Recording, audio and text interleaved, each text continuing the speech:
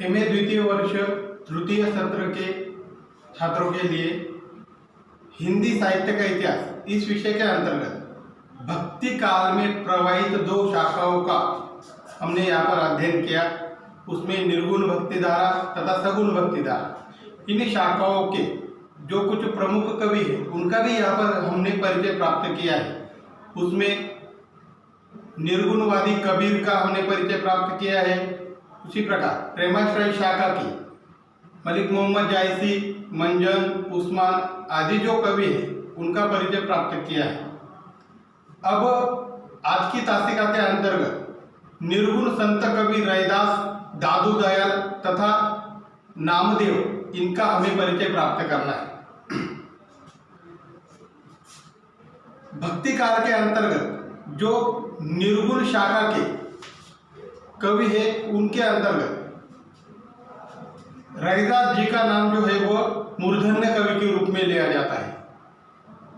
संत रैदास जो है वह रामानंद के शिष्य है।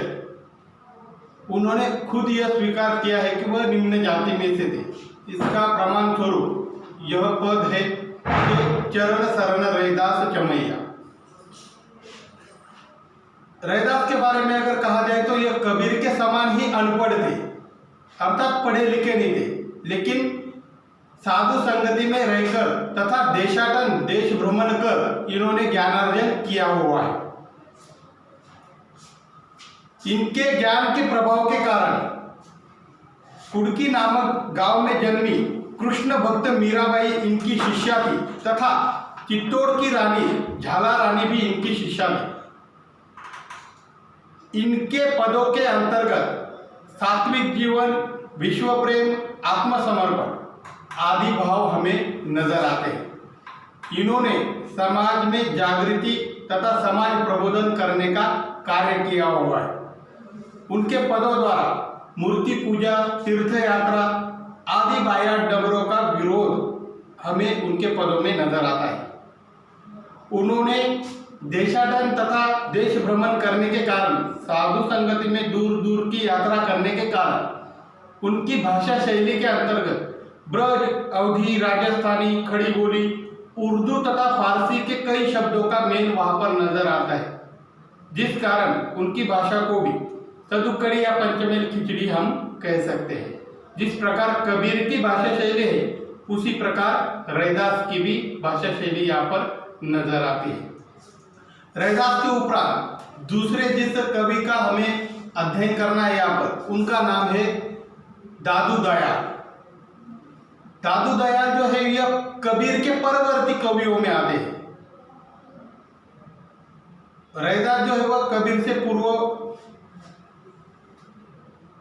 पूर्व माने जाते हैं और यह दादू दयाल जो है कबीर के परिवर्त कवि है। इनका भी तत्कालीन जो समकालीन संत है उनमें एक शीर्षस्थ स्थान माना जाता है। इनके पदों द्वारा जाति पाति का जो भेद है उसका विरोध, हिंसा, मूर्ति पूजा, तीर्थ यात्रा, छापा, तिलक आदि जो बाह्याडंबर है इनका विरोध इनके काव्य या इनके पदों में स्पष्ट रूप से नजर आता है। इनके शिष्यों द्वारा इनके पदों का संकलन जो है किया गया है, जो दो ग्रंथों के रूप में प्राप्त होता है। प्रथम है हरडे बानी तथा अंगवधु। तो इनके शिष्यों द्वारा उनके पदों का जो भी साहित्य सृजित किया उसका संकलन किया गया है। इनके कुल 52 शिष्य माने जाते हैं। इनमें प्रमुख दो शिष्य जो है उनके नाम है रज्जब तथा सुंदरदास और इन्होंने भी अपने काव्य ग्रंथों की सृजना की हुई हमें प्राप्त होती है। कुल मिलाकर अगर कहे तो दादू दयाल जो है कबीर के परवर्ती कवि होने के साथ साथ तत्कालीन सारे परवर्त कवियों में एक मूर्धन्य कवि के रूप में यह प्रसिद्ध है। इनके बावजूद अब तीसरे जो एक कवि है या फिर संत के रूप में जो माने जाते हैं उनका नाम है नामदेव। यह महाराष्ट्र के साथ साथ भारत के एक संत कवि के रूप में प्रसिद्ध है। इनका जन्म कार्तिक शुक्ल 11 26 अक्टूबर 1270 में सतारा के नरसी बावनी नामक छोटे से ग्राम में हुआ। यह विठल भक्त है। अभी विठल भक्त होने के कारण अब एक महाराष्ट्र में ऐसी परंपरा है कि पंढरपुर नामक तीर्थ क्षेत्र है, जहाँ पर विठल का एक मंदिर है। वहाँ पर आषाढ़ी तथा कार्तिकी नामक जो एकादशियाँ होती, उन दिनों में वारी अर्थात यात्रा जो है वो की जाती है। तो ऐसे विठल भक्तों को वारकरी यहाँ पर कहा जाता है, जो हर साल आषाढ़ी तथा कार्तिकी के दिन वहाँ पर जाकर भगवान विठल के दर्शन लेते हैं। अब संत नामदेव के बारे में अगर और बातें कही जाए तो इनके द्वारा रचित गीत या पद जो है या फिर इनके जो विचार है वह गुरु ग्रंथ साहिब नामक जो गुरु नानक जी का एक ग्रंथ है उसके अंतर्गत संकलित किए हुए प्राप्त होते हैं। नामदेव के बारे में अगर कहा जाए तो उन्होंने अपने गुरु के रूप में विशोबा खेचर नामक व्यक्ति को अपना गुरु माना था। कुछ विद्वान जो है इस पर भी यहाँ पर मतभेद दर्शाते हैं। कुछ का कहना है कि रामदास इनके गुरु थे और कुछ कहते हैं कि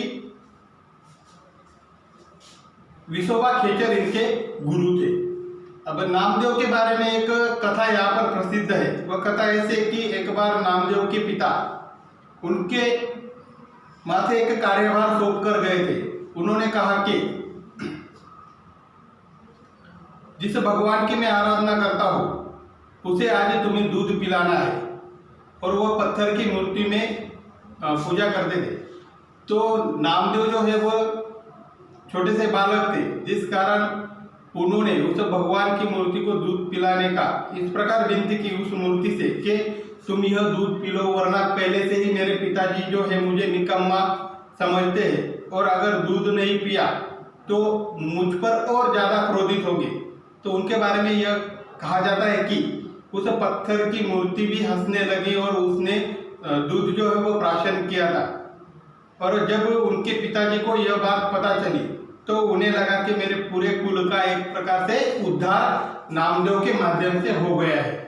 इस प्रकार नामदेव ने पूरे महाराष्ट्र में विठल भक्ति की जो प्रचार प्रसार का कार्य है वह किया हुआ है। अगर कबीर के बारे में और नामदेव के बारे में कहा जाए तो नामदेव की भाषा शैली ज़्यादा सरस तथा श्रेष्ठ होने के कारण कबीर की तुलना में, यानी कबीर जितनी प्रसिद्धि प्राप्त कर सके उतनी प्रसिद्धि नामदेव को नहीं प्राप्त हुई है। यहाँ पर इसके पीछे की वजह जो है विद्वान मानते हैं कि कबीर ने जिस प्रकार लोगों में प्रचलित बोलचाल की भाषा का प्रयोग कर अपने पदों का सृजन किया, अपने दोहों का सृजन किया, तो वह लोगों के आज भी कंठस्थ है या तत्कालीन समय में भी लोगों ने उसे सहर्ष स्वीकार किया था। तो इस प्रकार की महत्वपूर्ण बातें जो है संत नामदेव के बारे में भी यहाँ पर बताई जा सकती है। कुल मिलाकर भक्ति काल के अंतर्गत निर्गुण संत कवियों में संत कबीर, रैदास, दादू दयाल, गुरु नानक तथा नामदेव इन्हें संतों का और उनके द्वारा लिखित कुछ काव्य ग्रंथों का यहाँ पर हमने परिचय प्राप्त किया है। कल की तासिका में अब रीतिकाल की हम शुरुआत करेंगे।